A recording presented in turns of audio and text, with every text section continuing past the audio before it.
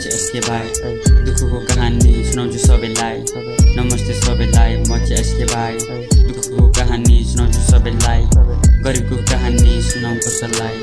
दुःखमा जन्मिएको म चाहिँ एउटा भाइ सत्य कुरा सुनाउँछु सबैलाई नहेर्नु कहिले गरिबीलाई उसको पनि मन रुन्छ आँखाबाट आँसु झर्छ गरिबी हुन उसलाई धरतीमा बोझ लाग्छ जिउनु भन्दा मर्नु उसलाई सोही लाग्छ गरिबीले गर्दा उसको शिर पहिले झुकिरहेछ गरिबी हुन के पाप हो र गरिबी के मान्छे होइन र उसको के मन छैन र गरिबलाई सबले किन हेपिरहेको छ असलमा यो कहानी मेरो भन्दैछ सबैले मलाई हेपिरहेको छ आफ्नैले पनि नाता तोड्दैछ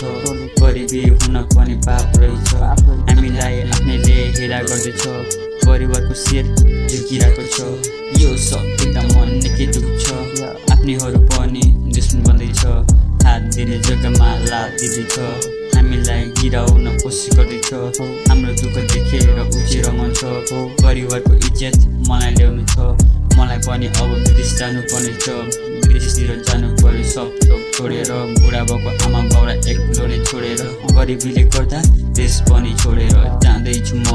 हावाजहाज चढेर जाँदाखेरि आकाशमा आउँदा बाकसमा हुन्छु कि भनेर डर लाग्दैछ